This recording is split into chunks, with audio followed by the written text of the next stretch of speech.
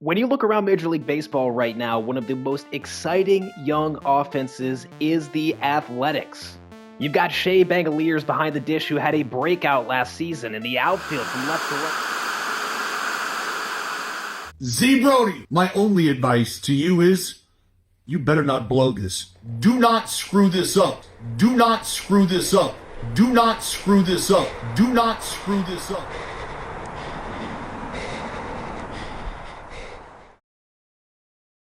Pressure is on. This is the last year, the last chance at a title. I'm feeling the heat, and I know the guys on the squad are feeling the heat too. We've got to get it done this year, and that means I need to go bigger than ever in free agency and trades. I've got $40 million already out in ARB contracts between Kurtz and Wilson, who are now up for ARB, Clark as well, and then some of the relievers, and Mitch Spence, who I want to come back to start again, maybe as our fifth starter. I've already renewed the contracts that I need to as well. So if we go and take a look at the budget, take the 76 that we've got out, add the 40 from ARB, 115, I've got close to $40 million to play with. And I want to put a good chunk of that into this man right here, Sandy Alcantara, 32 years old. He's looking for 2 years, 23. Maybe I can get it for a little less than that. That's the number one guy that I want this year. I can move everybody else down one spot. Alcantara and Maley would be a nice one too, but I've also got my eyes on somebody else. And that somebody else is Brian Bayo on the Red Sox. He is on a very favorable deal, which makes him incredibly expensive, but he has super nice stats. I don't even think we've seen the best season that he can do yet. We are going to see Leo DeVry in this video, and that is as a trade in order to make this work. I packaged that with Romy Gonzalez going right back to the Red Sox, and this is the first major move of the offseason.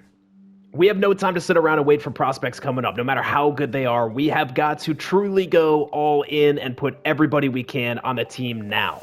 If I can add Sandy to this rotation, I think we're going to have about as good of a five as you can get. Put in the chips in the center of the table. The next guy I want is Travis Bazana. A couple reasons. He's going to play second base, and he's going to be cheap because we're going to be pushing up against our max budget amount. B potential Gage Jump, A potential Eloy Hairston, and a catcher to get this deal done. So the lineup is already set for next year, with most of our core still here, more motivated than ever, and Travis Bazana coming in. It's time to test the water with Sandy. We do have a little bit of competition, but I'm still going to try to bump it down to about $20 million and see if he'll take that deal. All right, Sandy, what do you think? He is in. Now this is by far the best pitching rotation we've had in this video, and we still have our two lefties down here in the 4-5. Feeling very good about this. Morahone. There we go. Backflips and somersaults joining the Athletics. Okay. I like the passion, and I love the bullpen with a couple new faces in here. There is zero doubt in my mind we made the most impactful moves in this offseason, and there was really only one goal, and that is total domination of the league. Opening day, Season 3, this is it. Despite bringing in two other absolute dogs in our rotation, I'm still going with Tyler Mahle. I realize I was pronouncing his name wrong. Fix that. He's going to be our ace. I might still mispronounce it a few times, but I'm going to do my best to get it right. Apparently it rhymes with rally like Cal Rally. And we've got a good test right away because lefties have still kind of been our kryptonite, and DJ Hurst is on the mound today for the Nationals. That's a soft little liner up the middle, and it's a leadoff hit to start the year for Jacob Wilson. 2-2 here to Nick Kurtz. Liner up the third baseline, fair ball. That is going all the way to the wall. There's some trouble over there. We should be able to score on that. We have not recorded an out this season, and we've already recorded a run. Maley in a little bit of trouble here, walking a single. Now the bases are loaded. Only one out. How is he going to work himself out of this jam? That's hung down the middle. It's probably going to bring home a run. Throw coming home is in time. Beautiful throw out there from Taylor. Double play. Gorgeous. We don't really rank that well defensively, but happy to see that. Here is Bazana's first at bat. That's a line, just foul. He is kind of our new young talent on a renewable contract because most of our core has graduated into arbitration at this point. That's hit hard. Out in the right center field gap, to the track, to the wall, gone. Opening day homer for Bazana. And that is his first major league hit. And Shea just hit a grand slam. It's 11-2. We are steamrolling the Nationals to start the year. Soderstrom with a solo homer right on cue. And I wanted to show you Alec Jacob real quick. I brought him in because of this funky sidearm release. I think it's important to have some different looks in the bullpen, and he definitely has one, as that's a beautiful strikeout. This is actually getting a little bit too close for comfort here. It's 12-8, and the bullpen has really struggled, including Alec Jacob, after I did that clip. But despite a bit of a scare, we do close the Nats out 13-8 to start this season. 2 home runs, including a grand slam for Shea Langoliers. I'd say that's a pretty good start. We are 5-3, but everyone else in our division is also out of the gates hot, including the Mariners at 7-1. We do not have to wait long at all to play both Houston and Seattle, as we have back-to-back series against them right now. So far, we split the one against the Astros, and Brian Bayo is going for a complete game shutout. This is a guy that I've wanted to acquire for some time. I don't think I've ever gotten him in any of my rebuilds. He is a sinker-slider type of pitcher at 90 overall. I've got high hopes for him. Uh-oh, that is roasted. And that's off the top of the Crawford boxes. And that is going to do it for Bayo. He's not going to go the distance. And we're going to go with our closer now, Kyle Leahy, 44 for 47 last season with a 1.57 ERA. That's out into left. Yoshida, back-to-back hits. We don't need to mess around here, guys. Tying run's about to come to the plate. And, of course, it has to be Yordan Alvarez. Thankfully, he reaches for that and strikes out. Ground ball through the left side for Yainer Diaz. Correa comes home. It's 3-1. Astros do have a pretty scary lineup, and as of recording this, they just got Tatsuya Imai in the rotation in real life.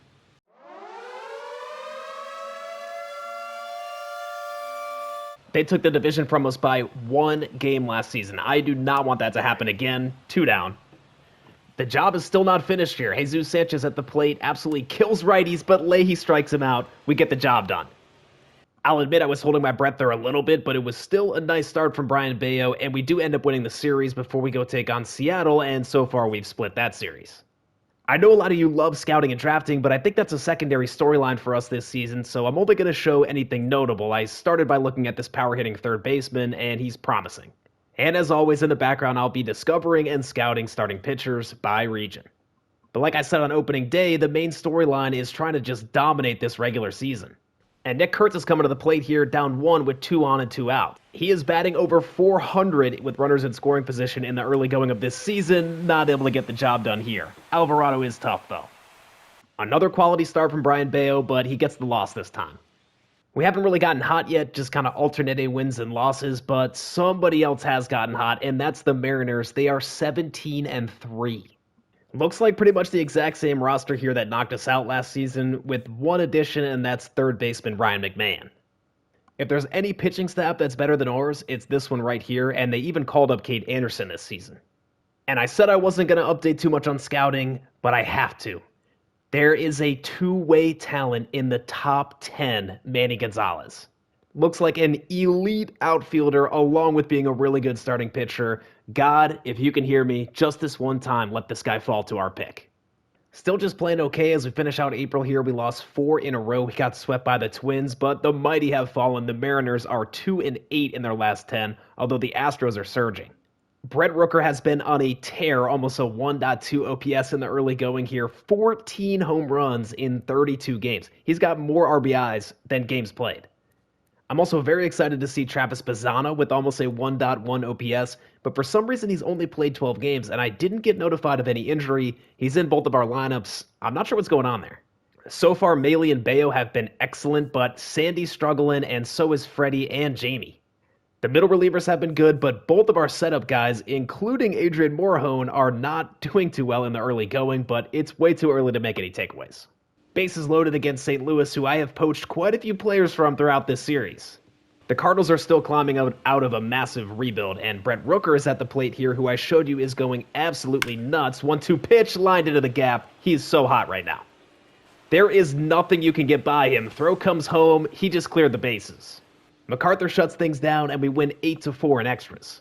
And with a sweep of St. Louis, we've now won 7 in a row. Make that 8, make that 9.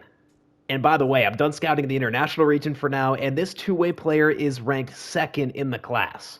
The streak would end at 8, but then we would go and win 5 in a row here, and now we are just a game and a half back. The Astros and the Mariners are really good again. This looks just like last season.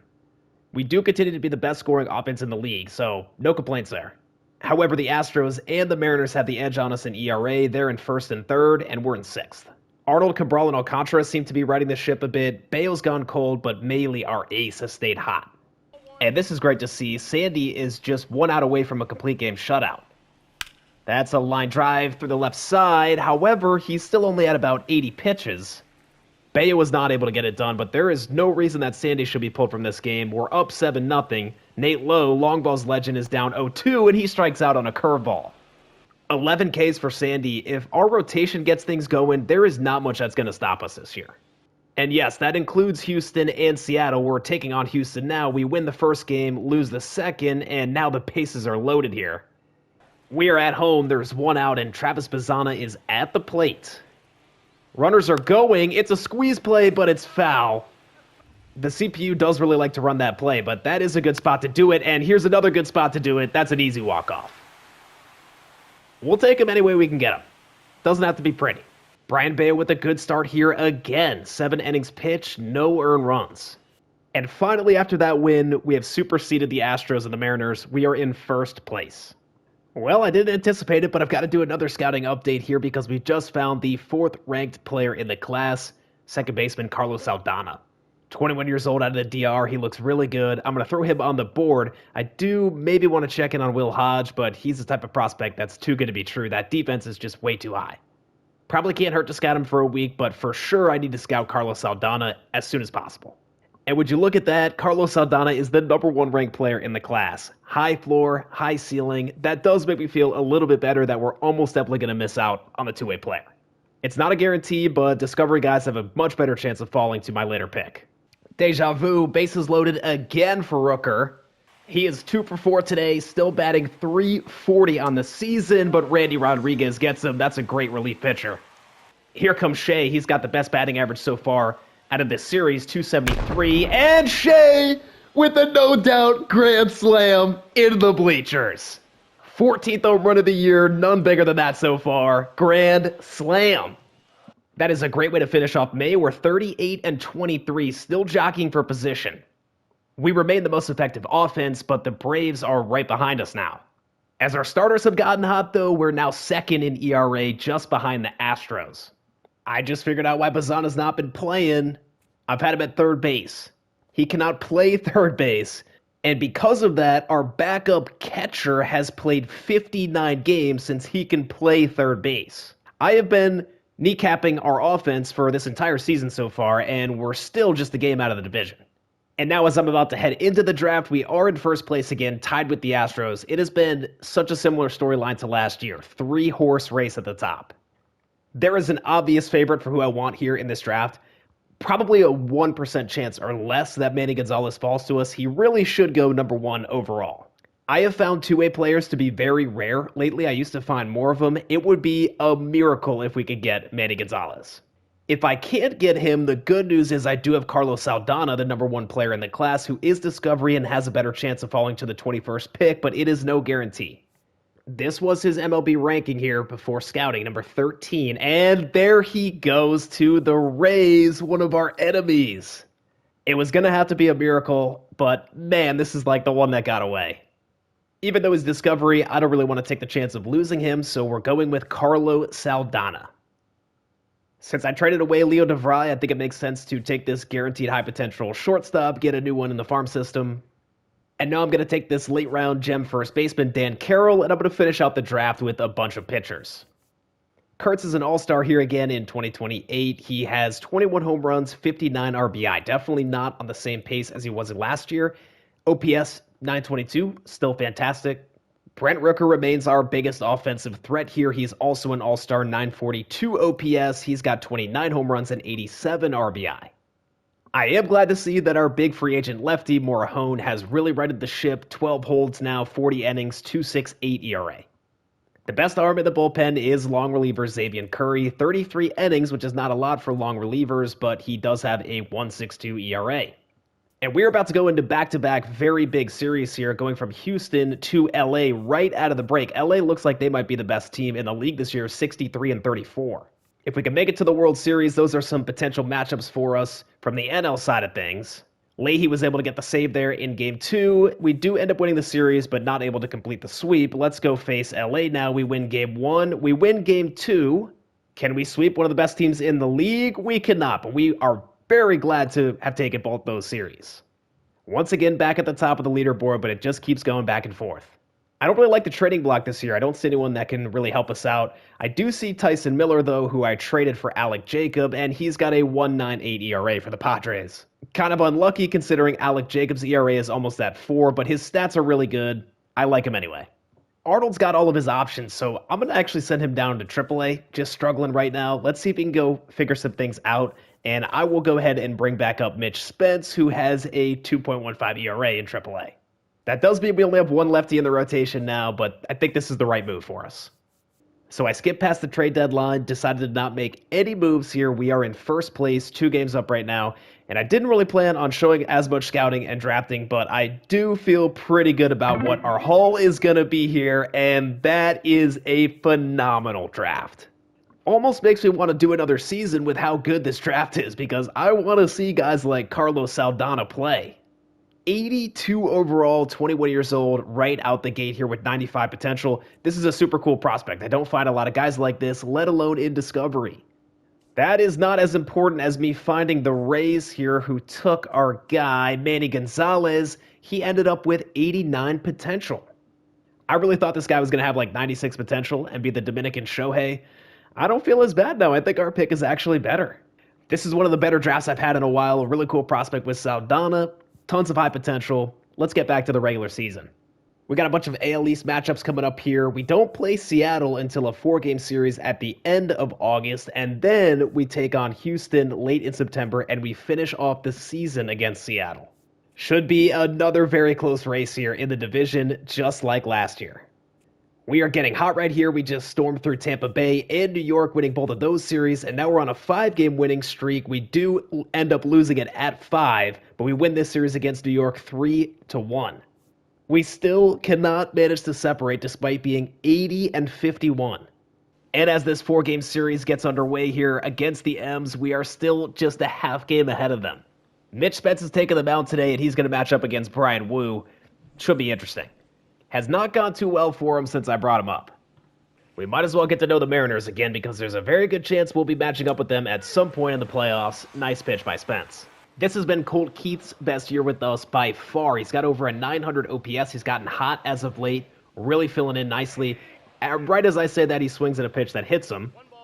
His 293 average is second on the A's. 1-2 pitch. That was hung down the middle, swinging a mess. First bit of trouble for Spence. Runners on the corners, 1 out in the top of the 4th. Mountcastle, that's hit hard. Out to right. It's caught by Butler. That will bring home a run. At least that didn't get out of the ballpark, which has been Spence's issue. And he strikes out McMahon. Spence about out of energy here, gives up a couple more runs. It's 3-0. It has been the Brian Wu show today, just not able to get much going against one of the best pitchers in the game. He doesn't get the complete game shutout, but dominates us anyway. Spence is our 5th starter, so we're about to get our top 3 for the rest of this series, but we lose game 2, we lose the 3rd game, and we salvage 1. That means they've overtaken first place here, but we are separating from the Astros. I brought Jamie Otto back up for September call-ups, and Braden Baker is finally going to get his shot in the big leagues. I think the defense has gotten to a point where it's passable, and he's also got really good contact against lefties, and he's got almost a 900 OPS in AAA, so it's time. So Jamie's back in the rotation, and I also want to test the waters again here in high leverage with Silas Chacon. He looks really good, traded for him way back in the beginning of the series. Need to know if he's ready for the playoffs. We're 2 games behind the Mariners, 5 games up on Houston. We win game 1, win game 2, and for the sweep, we don't quite get it. So going into the final series of the year, we're 2 games behind the Mariners. We need to sweep them. We win game 1. And in game 2, dominating here, we win 11-1. This is for all the marbles right now. Bayo and Miller are going to go head-to-head here, and unfortunately, it looks like Bayo struggled towards the end of the season with a 4.69 ERA now. And I'm putting our secret weapon, Braden Baker, in the lineup. This will be his MLB debut. He has been on the bench the entire September. This is, of course, the game of the week, and it decides the division. I am really impressed with how good the Mariners and the Astros have been throughout these videos. I feel like I've set up a phenomenal roster every year and have not been able to dominate the division like I thought. I do like the competition, though. Nick Kurtz, that's way above the zone. Brian Bayo, I am asking for one good start out of you today. Of course, he's going to be in our playoff rotation, so we need him to try to find some confidence here. That's line to center. I've got Butler out there today, and he makes the catch. And Shea gets us on the board here. It's 1-0. But Canzone with a 2-run shot gives the Mariners the lead. Butler, base hit into left. 2 runners on for us. Top of the 4th, 1 out. 3-2 to Langoliers. Ball 4. Crowd is on their feet here, cheering on Miller. It's up to Travis Bazzana, and that's strike 3, right down the middle. Massive opportunity missed there for us, and things go from bad to worse. Bayo cannot seem to figure it out. He gives up another 2-run shot to McMahon, and he is out of the game. And that is because the bases are loaded once again, 1 out, and Soderstrom's at the plate. There we go, laser beam right to left. And throw home is in time. It's a double play. And guess who that was? It was our rookie making his debut, Braden Baker. A little too aggressive there. We have missed some massive opportunities, but we're not quitting. Baker has a chance to make up for his mistake earlier. Just 5'7", but that is roasted into right. 107 off the bat, 6-3. Jacob Wilson, that's a double play. We just cannot stop shooting ourselves in the foot. It does not seem like our day today. Down 4 and down to our final strike with the division on the line. Bednar delivers, ball 4. I guess the Mariners had enough of Bednar, so here comes a 94 overall Andres Munoz, and that's another walk, bases loaded. Shea Langoliers, what do you got? We have already seen him hit 1 clutch grand slam this year. 3-2 pitch. Line. Out into left. To the wall. It's gone. No way. Tie. Ball game. Number 30 for Shea. I am standing up on my feet. This has to be the highlight of the series so far. Fastball down the middle, and Shea does not miss. Line drive shot, too. 103 off the bat. 396 to the bullpen. Munoz cannot find the zone. Obviously a little bit rattled after that. 3-1 here to Colt Keith. Ball 4. Bazzana is a very balanced hitter. He can hit lefties just fine. Here's a 1-2 pitch. Travis Bazzana, you have got to be kidding me. Oh my goodness. This is the best comeback I have ever recorded. What a shot of life. This team has no quit in it, and we're doing this in the Mariners Stadium. We have got to close this out now. Kyle Leahy, you need to lock in. 1 strike away from clinching this division after the greatest comeback I have ever witnessed. The count is full. Leahy delivers. Strike 3. Got him. I mean, you truly cannot write the script any better than that. We sweep the Mariners to finish the season 96-66 and win the division. And we have got ourselves an award here, and it is an MVP for Brent Rooker. 1 year after Kurtz gets the MVP, Brent Rooker follows it up. He had 46 home runs, 138 RBI. What a season from Brent, and Kurtz turned things around. He was kind of just doing okay for most of the year, ended up with a 400 on-base percentage and a 942 OPS. 8.3 WAR during his MVP season and 7 WAR this year. He's already got 27 WAR through 4 seasons. And Bazzana had a great year. He finished 3rd for Rookie of the Year, up to 83 overall, 811 OPS. Just an insane team and a really fun regular season. Keith, Butler, Wilson, Langoliers, and Bazzana and Baker in 1 game. All OPS above 800. So looking at a rotation as we look ahead towards the playoffs, Maley had a career year, and he is definitely going to be our number 1, 2.63 ERA. Sandy with a 3.66 will be our number 2. He improved a ton. I'm a little worried about Bayo and Arnold, though. Both their ERAs were around 5. Cabral was a 4.16, but honestly, his stats are not as good as Bayo and Arnold, so I really don't know what to do. I think I'm probably going to leave it like this. Leahy had another good year as our closer. Morhone was solid as our high-leverage lefty, 2.64 ERA for him, and I think Chacon is going to be our other setup man. I really like his profile, especially that hits per 9, and he only got 10 innings in there in September, but he pitched very well. It's time for October baseball. We are in the bottom left of the bracket as the 2 seed, and Baltimore defeated Boston in the wild card, so that is going to be our matchup. This is it. The third of 3 seasons, 3 opportunities to be the last team standing. Maley on the mound, the guy that I for sure have the most confidence in during this run. 89 overall Nate Lowe, batting cleanup. 1-2 pitch, and he got him. Maley plants his flag early in game 1. In this roster, Grayson Rodriguez is still on the Orioles, and he is nasty. 94 overall, 1-2 pitch. Wilson grounds out to start the game for the A's. One of our downfalls from last year was Nick Kurtz struggled in his opportunities in the playoffs. We need more out of him. We've got a deep lineup, but he is our superstar, our talisman player. He's down 1-2, and here's the pitch, and he reaches for that one. Way off the plate, strike 3.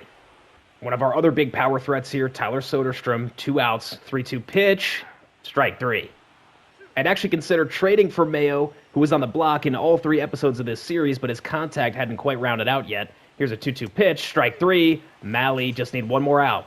He is not exactly a strikeout pitcher, but all 5 outs in this game so far have been by way of the strikeout. That's popped up. It'll be the first non-strikeout, but either way, he gets out of it. Denzel Clark cooled off a little bit towards the end of the season. His OPS finished under 700. There's a ground ball, base hit. And here comes Nick Kurtz, his second at-bat. Rain is falling. He's down 1-2. Here's the pitch, and he strikes out. Even though Malley was no-hitting the Orioles through 4 innings, he is already out in the 5th because he had so many walks, his pitch count ran up way too high. Colt Keith gets us on the board with a solo shot. It's 1-0. We will be relying on our bullpen from here on out as a run comes home on a double from Dylan Beavers. The closer I traded for back in the very beginning of Season 1, Silas Chacon, struggled a little bit in the playoffs last year. He is back on our playoff roster, though. His stats look really good. I believe in him. 2-2 on the way to the leadoff hitter, Kyle Isbell, strike 3. Keith responsible for our only run today so far with that solo shot. Here's a 2-2 pitch, and that's strike 3. Now pitch number 99 from Grayson Rodriguez. This will probably be his last inning. Pitch number 101 on the way. Full count here to Bazana. And Bazana! Stay fair? Oh, it's well fair and well gone. Woohoo! The Aussie doubles the lead. And that knocks Grayson out. Is that Dave Roberts? 6 outs remaining. Chacon is still in here to work top of the 8th. If he could find something here in the postseason, that would bode very well for us. Not all of our arms pitched that great this year. Matt Shaw, that is murdered. Just seconds after getting the lead, we're tied once again. Rain continues to fall here. 2 outs, bottom of the 9th. 2-2 to Langoliers. Liner right to Shaw at third. And we are going to extras in game 1. 2-2. Just an absolute marathon. Kevin Kelly coming in. I'm not feeling too good about this. And just like that, it is 5-2. We have got a lot of work to do if we're going to make a comeback. Not looking like it. Kurtz with a double. Rooker strikes out. And the Orioles win a very frustrating game 1. We are off on the wrong foot here in the final playoff run of this series. Alcantara taking them out here for game 2 against Cade Povich. We do win 5-3, and now we storm into Baltimore, and we win game 3. I was worried about Brian Bayo, but he goes 7 innings just giving up 1 run. That is a great sign. I do need to move Kevin Kelly into long relief and move Arnold into middle relief because Kelly has already got an ERA of 108.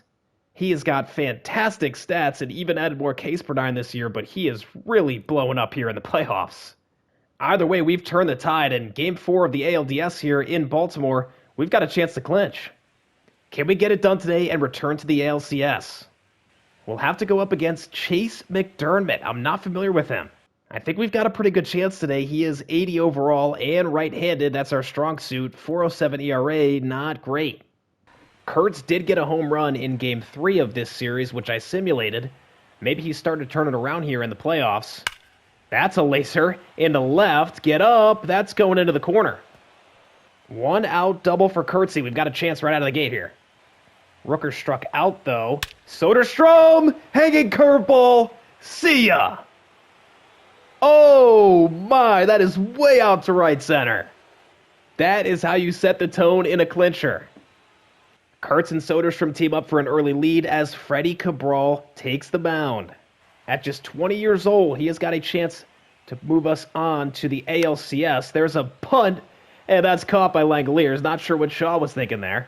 Especially considering he hit an absolute nuke in Game 1, I'd think he'd want to be swinging the bat. Cabral trying to work out of a little jam here in the bottom of the second. 2 on, 2 outs. 2-strike pitch to Cowser. Strike 3. We are looking pretty good here so far today. Keith extends the lead. Solo shot. It's 3-0. 5th inning of work for Cabral. Still shutting out the Orioles, but he walks Isbell. Runners going for second. Langalier's not able to get it there in time. Cabral's falling behind here. 3-1. It's another walk. And this is not the guy I want to see coming up to the plate, Gunnar Henderson. The good thing is he is significantly nerfed against lefties compared to righties. Cabral, 2-strike pitch. Softly hit into shallow right. Butler can't get there. Throw coming home. Up the line, a run scores. Nate Lowe is very good against lefties. Now he's coming to the plate, but he flies out into the left. I think Soderstrom can get to that one. He can. Morahone for the 8th, 2 outs and 3 outs. So here we go in the bottom of the 9th. Kyle Leahy can finish this off. I can feel the tension. There is a lot of pressure on this roster to go farther than they ever have in this postseason. That's a good start. Perfect fastball. Kobe Mayo, strike 3, 1 out away. One more guy to get. Colton Cowser. Count even, 2-2 pitch. And we're moving on. A's take the DS. We are going back to the CS for the first time since episode 1. Good start from Cabral, and that 2-run shot early from Soderstrom really proved to be the difference. And the scriptwriters are really cooking because we are going to have to slay the dragon and defeat the Mariners in the ALCS. Malley and Wu face off for Game 1, which we win 5-2, and Game 2 at home here, we've got the bases loaded, all tied up. Jacob Wilson is at the plate. It is so perfect that we're facing the Mariners after the way we finished out this season. We're doing a hit and run, going for the squeeze play. It's foul. The CPU really loves that play. I guess off Andres Munoz. It's not a bad move. This time it's fair, and that's going to win the game. I've said it before. I don't care how we get it done. As long as we get it done, we're up 2-0 in the series. Sandy had a quality start today, but it looks like Morahone struggled and blew the save before Chacon came in and closed things out. Here we go for Game 3, already up 2-0 in this series against our biggest rivals. And we are going to have to face George Kirby today, who had a great start in the first start of his postseason. Kirby's given us some trouble at times throughout this series. That nasty curveball gives us issues. There you see it. And our starter is going to be Brian Bayo, who had a great first start of the postseason despite a poor regular season. He is 92 overall. The stats look really good. I have no answers for why he had such a bad year. There's a grounder to third, and nice throw from Keith. Good way to start the game. The Mariners' hottest hitter in the playoffs has been J.P. Crawford. He's got 3 home runs and batting .364, and Bayo strikes him out. And just like Jacob Wilson, all Xavier Edwards does is hit. He's in a full count here. Bayo delivers, strike 3. I can tell you for sure that this Mariners fan base does not like Shea Langoliers after what he did to him earlier this year. No matter how this series ends, we are always going to have that game to walk away with. 3-2 here in the top of the second. He got him. Oh, that is smoke. 2 on here in the bottom of the second for the M's. And there is nobody out here. Bayo has got to step up now. Oh, ground ball. Could we get 2 out of that? Keith to second. We don't even get 1. That's a grounder to second. Can we get 2 this time? Flip to second, over to first. We only get 1, and a run comes home. I have no idea why Julio Rodriguez is in the 9-hole, but he's up here with runners on the corners. 2 outs, 2-2 pitch from Bayo. We got him. That's a huge pitch. Lawrence Butler, solo shot, tie ball game, and a triple from Shea. Brett Rooker. That's hit well. Out into right center. We've got the lead. Oppo shot for Rooker. And now that Bayo is all done here, bottom 6, Jamie Arnold is coming in. Facing J.P. Crawford, here's a 2-2 pitch. And he got him. And he strikes out Canzone. What a great ending for Jamie Arnold. He's fired up. I would definitely like to extend this lead, though, if possible, as Chacon comes in and he's given up a walk, but has a clean 7th. Morahone hasn't really been that sharp in the postseason. He's got about a 5 ERA, and he faces Cal Raleigh here in the bottom of the 8th. 2 outs in the inning. We are so close to taking a 3-0 series lead. Morahone. Oh, Cal. 3-2 pitch, deposited into left. Mariners take the lead. He really improved from the right side in real life last year, and we are seeing it here in MLB The Show. Shea gets my hopes up a little bit. Facing Andres Munoz. We've seen this movie before. This time Munoz gets him. Colt Keith. Stay fair. Flips the bat. Tie ball game. Oh my goodness. Munoz cannot stop us. I mean, it just feels a little bit like destiny at this point. Every time I think we're down and out, we come right back. Julio, that's 99 off the bat. Back to deep center field, to the track, to the wall. Clark makes the catch. Wow, we are going to extras. What a game. Into the top of the 11th, we've got a runner on first with 2 outs. Brash on the mound, trying to pick off Langoliers, and he does. This game has had just a little bit of everything. MacArthur gives up a leadoff double. We might be coming to the end of the line here. Not that that makes that much of a difference, though. It only takes 1 to score here, and that lead runner is already on second, and Jarrett Blumenthal, good night. Despite an awesome comeback in the 9th for us, we are defeated in Game 3. On the other side of the bracket, the Dodgers are up 3-1 over the Braves, so it looks like they're cruising their way to the World Series. We are up 2-1, and in Game 4, 2 young lefties go head-to-head. Freddie Cabral versus Cade Anderson, which we win 3-1, and we've got a chance to secure our ticket to the World Series now. This time, the main card is Tyler Mahle versus Brian Wu, who have both been elite in the playoffs. Starting with this game, we've got 3 chances to go the distance here and finally make it to the World Series. We've still got to take down our rivals, the Mariners. And as always, this is a guy I really never want to see on the mound. He's got a 1.3% walk rate right now. On top of pounding the zone, Wu gets his fair share of strikeouts too.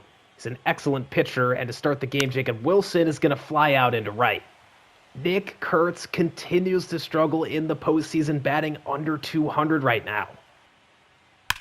There's a laser beam, but that is caught.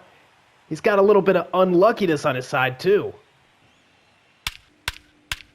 Oh, Lawrence Butler, Oppo Taco, that is destroyed.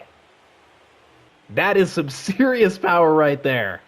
This is where I really want Mahle to stay aggressive in the zone, and it looks like he's doing that. We've already got a 2-0 lead. Can't afford any unnecessary base runners in this game. I jinxed him. He gives up a solo shot to Crawford. It's 2-1, and here comes Raleigh again. Julio, line drive into left. Soderstrom's not going to get there. That's bouncing off the wall. Now with 1 out and the runner in scoring position, it's Xavier Edwards. And that is a laser beam right back up the box. Tie ball game. Edwards steals second to get into scoring position, and Cal Raleigh's at the plate. Here comes the 3-2 pitch. That's in the dirt. It's a walk. We need strikeouts here or a ground ball double play. That would be ideal. Count is full. Here comes the pitch. Right down the middle, into left, and that's going to be extra bases. Wilson coming home. The throw is in time, but it's still 3-2. We lost the lead. Soderstrom and Wilson with a nice relay play here, but it's just not enough. MacArthur gives up the double, and it's 3-2. Down to our final strike now. It's Lawrence Butler. We saw what he did earlier in this game. Munoz delivers. Liner to third. Mariners take Game 5. We'll have to suit up again here for a Game 6. Still in the lead in the series, 3-2. Gilbert and Alcantara have the exact same ERA, 2.08 in the playoffs. We get to go back home still with 2 chances to clinch a World Series berth. Gilbert shut us down easily in the first, and I have to admit I'm getting a little bit nervous now after losing that last game. This is the final episode of the series, and I'm really hoping that we don't choke this. This whole series has really been about the pitching matchup. Sandy's in a tough spot here with 2 on, and 2 come home on that double from Cal. Nick Kurtz finally on the board with a solo shot. It's 2-1. I've entered for pretty much every single one of his at-bats, and he hasn't been able to come up with much, but I'm glad to see him get that solo shot. We've still got 2 on here with 2 out. Colt Keith at the plate in the bottom of the 4th. 1-2 on the way. Down the middle, lined into left. Base hit. Bases will now be loaded for Travis Bazzana. Waggles the bat. 2-strike count. Huge opportunity. And gets him looking on a curveball at the knees. The way these teams have pitched, 2 runs feels like a lot to come back from. Jamie Arnold coming in relief has a good 6th inning. But Alec Jacob gives up a solo shot. Make that back-to-back solo shots. It is 5-1. Butler cuts it in half with a 2-run shot, and we've got a double from Langoliers. Bazana's going to fly out to Julio in center. We're going to the 9th, down 2. And we give up another run here in the 9th. Munoz coming in for the save, and he shuts us down. We're going to game 7. Out of nowhere, the series is all tied up. Mariners have gotten hot, and I'm officially nervous now. It's George Kirby versus Brian Bayo. This is the decider. It all comes down to this. Game 7. Winner heads to the World Series. Loser heads to the offseason. It starts and ends with this guy right here, Brian Bayo, who's found something in the playoffs. Crawford, Edwards, Raleigh, Canzone, even some of the guys in the bottom of the lineup have found something lately. The Mariners are hot. On the flip side, a lot of our guys are pretty cold here. Only 3 batting above 200 right now. Tyler Soderstrom in the 3rd year of his contract. 2 runners on. Game 7. And he reaches for that. Strike 3. That was ball 4. It's up to Lawrence Butler in the bottom of the 1st. And he can't get it done. Great pitch by Kirby. Oh, Denzel Clark. That's a perfect. Julio goes back to the wall. It's caught. 105 off the bat. I thought that would be way gone. And so did Clark. He can't believe it.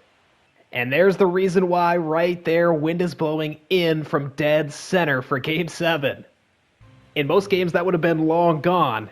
Both teams sparring today. No one's landed a punch just yet. Nick Kurtz draws a walk. 2 on. Middle of our lineup. Bottom of the 3rd. Brent Rooker. That might be a double play. Throw to second in time. Throw to first in time. Lawrence Butler.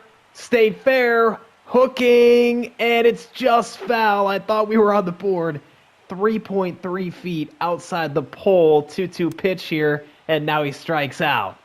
That is 2 close calls now, but we come up empty-handed. Langoliers. This time it's fair. And long gone. 3rd time is the charm. We finally get one over the wall. Colt Keith. 108 to dead center this time. Is that going to get out? Julio against the wall. Makes the catch again. You've got to be kidding me. We are making great contact. Shea does get one out, but I feel like we could easily be up 4-0 right now. The wind is blowing in for the Mariners, too. We might have to play a little bit of small ball today, which is not exactly our game. Brian Bayo is through 5, scoreless. And Denzel Clark, 2-run shot. Forget the small ball. It's 3-0 in Game 7. Clark just missed it that first time we saw earlier. He gets it the second time, and it's a 2-run shot. Brent Rooker doesn't quite get that one, but we are up 3-0 headed to the 6th. Our bullpen is getting going too. Jamie Arnold has not given up a run through his 4 innings. He gets the top of the Mariners lineup, starting with Julio. Here's a full count pitch, and he walked him. And he walks J.P. Crawford, 2 on, nobody out. Really struggling here. He's fallen behind to Xavier Edwards. Here comes a 3-1 pitch. It's another walk. The bases are loaded. Nobody out. And who else is at the plate but Cal Raleigh? The count is full. Top of the 6th. Winner to the World Series. Here's the pitch. He got him. Crowd's pretty excited, but there's still a lot of work to do here. Dominic Canzone at the plate. Here's a 1-2 pitch from Arnold, and he got him. It's another full count. Really testing himself here. Jamie Arnold. What do you got? Ball 4. Julio comes home. It's 3-1. That's Arnold's 4th walk of the inning. Coach is letting him go. 2-2 to Brian Reynolds. Liner into right. Base hit. Into the corner. Butler gathers it. Hits the cutoff man. Throw coming home is in time, but it's a tie ball game. Arnold with a massive choke job, and like I said, I cannot believe he wasn't removed from this game. Colt Keith. Off the pole! No way! His 6th home run of the playoffs. We've got the lead in Game 7. We finally get to somebody. It's Evan Phillips. That was hooking. And you can see it, the very top of the pole. We have not seen our closer in a little while. Here is Kyle Leahy. 6, 7, 8 due up for the Mariners. And 6 goes down swinging. 2 more to get. Brian Reynolds. And that's a little chop shot. Into left, Wilson back on it. 7 goes down. We're 1 out away. Here's 8, Ryan Mountcastle. 2-2 count. Fans can feel it. Here's the pitch. A's are headed to the World Series. An absolute roller coaster of a series. I started to lose my voice a little bit there. And it's only right that in this World Series, we are taking on the Dodgers. I think we already know who is on this team. Many future Hall of Famers, but to make them even better, they added both Kyle Stowers and Josh Naylor. Their lineup is disgusting, with their worst hitter being 86 overall. Our lineup is similar, but the real difference is in the rotation, as Glasnow, Yamamoto, Ohtani, Sasaki, and Snell are all above 90 overall. It's a good thing we added Alcantara and Bayo, because I do feel like these guys can go toe-to-toe with any of those guys on a given day, but I guess we're going to find out. This is it. One final chance at glory. Whatever happens here, it has been one hell of a series and one hell of a team. A's, Dodgers, it's the World Series. Game 1 starter for LA is Tyler Glasnow. For the first time in a while, I am feeling like the underdogs because the Dodgers won 108 games in the regular season, and the first at-bat of this series ends in a grounder. 2027 MVP Nick Kurtz continues to struggle, still only batting .200. A lazy floater out into left is caught. Will Smith, one of the best catchers in the game, is in the 3-hole for the Dodgers, batting .349 in the postseason. This is a key matchup for us. He stabs that one. Bazana over to first, and it's a clean first for Raleigh. The real matchup is this guy, the greatest player of all time, Shohei Ohtani. If we can shut down one guy, it needs to be him, and he's going to fly out in his first at-bat of the series to Denzel Clark. And the Dodgers strike first. Andy Pajes with a solo shot here in the bottom of the third. It's 1-0 in Game 1. Nick Kurtz, it's about time you stepped up. Do you have an answer? No. Really tough spot now. Bottom 4, nobody out, and 2 on for Shohei Ohtani. Count is full. Malley delivers. Ground ball. Wilson, sliding play to second for 1 to first. Not in time. Dodgers still threatening with runners on the corners, and 1 out now. There's a grounder. That's going to get through the right side. The Dodgers double their lead. And a very clutch hitter coming to the plate. One of the many future Hall of Famers on this Dodgers roster, Mookie Betts. There's a grounder. Wilson, 1. Bazana, 2. Able to limit the damage, but it's 2-0. And Glasnow's curveball has been incredibly effective. A whole lot of that today. Look at this swing, and that dropped like 25 feet. Glasnow throwing from the top of a mountain with 7 feet of extension towards home plate has been absolutely dominating us for the most part today, and there's another strikeout. We have put him in some deep counts like this 2-2-1 here to Colt Keith with 2 outs in the top of the 5th. Here's the pitch. Another strikeout. That is 9. And we have been no hits so far in Game 1. We are getting straight up embarrassed in front of this LA crowd. Still hitless through 7 innings. Lefty after lefty after lefty coming out of the pen, and all of them are good. Going for second is Butler, and he's thrown out. He got on with the walk, and we finally get a base runner, and it amounts to nothing. LA is firing on all cylinders here to start this series. What a throw. Wow. Down to our final strike here. Spire delivers. Ground ball, that's fair. And with the shift on, that goes all the way to the corner, and it's going to clear the bases. It's 5-3. Needing a miracle. Tying run at the plate. Lawrence Butler, here's the 1-2 pitch. Strike 3. Really tough showing from us today, although we made it interesting in the end.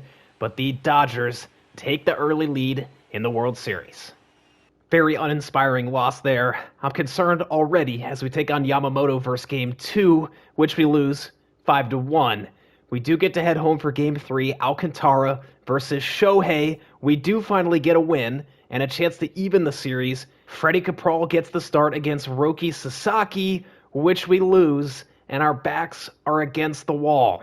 It's Glasnow and Malley again for Game 5. We need to win 3 in a row. Nothing's impossible, but this is going to have to be one hell of a comeback. Malley looking good so far. He struck out the first 2 batters of the game, and Will Smith coming to the plate. Here's a 2-2 pitch. Popped up, first base side. Kurtz secures it, and it's a clean first. I probably don't need to remind you that Glasnow absolutely dominated us in the first game, and he's off to a good start as well as Wilson flies out to center. Got ourselves a leadoff base runner at the top of the second. Maybe this time we can get somebody across home plate. And Langoliers with that speed steals second into scoring position. Always nice when you've got a catcher that can run like that. Colt Keith draws a walk here now. 4th walk of the day by Glasnow, 2 on. Bazana, that curveball hangs. There we go. Pages has a very good arm in center. Throw to the plate, though, is not in time. Right guy at the plate here with 2 on. Jacob Wilson, over 200 hits in the regular season. Here's another 3-1 pitch, and that's ball 4. The bases are loaded. This feels like the moment. Everything turns around for Nick Kurtz. Glasnow delivers. That's hit well into center. Pages is going to make the catch. I said he's got a good arm. Throws cut off. Mookie Betts to the plate. Not in time. 2-0. Still up 2 now in the top of the 4th, but tying run at the plate in Kyle Stowers. Maley gearing up a splitter. That's hung down the middle for a base hit. 2-1. Will Smith somehow gets that to drop in the outfield. 66 off the bat. Runners on the corners here in the top of the 6th with 1 out. He barely made any contact with this ball and finds a hole out there. That's going to do it for Malley. Jamie Arnold coming in. Season on the line. He draws a waking nightmare of a matchup right out of the gate here against Shohei Ohtani. He's got him down 1-2. Here's the pitch. Drilled foul. 111 off the bat there. Here's a 2-2 pitch now, and he got him. Arnold in a little bit of a lefty lane here. Stowers at the plate with 2 outs. He gets him on a changeup. We're able to put out the fire, but it feels like we're on thin ice. Only up 1 here with this dangerous Dodgers offense. Like I said, it still feels like we're on thin ice, though, but Nick Kurtz finally has a clutch moment and extends the lead to 2, and that single from Soderstrom puts us up 4-1. Our closer trying to push this series to a 6th game. Here's a full count pitch to Westberg. That could be a double play. Kurtz, Wilson, and there we go. A sign of life in Game 5. The series is at 2-3, but we have to go back to LA, and Game 6 is Bayo versus Yamamoto. The entire series rests on this moment right here, and we win, pushing to a Game 7. Sandy versus Shohei. 1 game. 1 more game.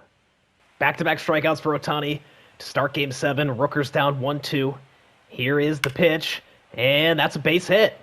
Soderstrom seems to be on Shohei a little bit here. He's pulled a couple of hard foul balls down the right field line, but he does see another 1-2. Beautiful pitch, strike 3. And don't forget that Shohei also hits too. He's at the plate in the bottom of the 1st with a runner on and 2 outs. Sandy delivers, base hit. Kyle Stowers with a huge opportunity for his team right here in a full count. Here's the pitch, right down the middle, drilled out into right, and that is gone. Kyle Stowers with the biggest swing of his life, and it's 3-0 LA. That one hurt bad. We've got a hole to climb out of already here in the decider. Shea's at the plate. Ball 4, we've got 2 on. It's up to Denzel Clark, and he goes down swinging. Top of the 3rd, Soderstrom stands in as the tying run, and he draws a walk, bases loaded. Shea Langoliers with a huge opportunity as the go-ahead run. Falling behind in the count, 1-2. A's catcher strikes out. Not taking advantage of 2 great opportunities, and now there's 2 on for the Dodgers, and another run comes home, and the bases are loaded. Our starter Alcantara is pulled before Andy Pages hits a grand slam. It's been a great series, a great 3 years. Now down 10-3 with 2 outs in the top of the 9th. Soderstrom grounds it to second, Kim to first, and the Dodgers dynasty reigns supreme. When you go all in, that does not mean that the cards will turn in your favor. 3 years, one of the best teams in the league for all 3 of these years, and we were not able to accomplish the goal of a World Series title. I hope you enjoyed this series, and if you did, drop a like, and if you stayed to the end of the series and watched it all, thank you so much for your support. That's a wrap for All In With the A's. Take care, and peace.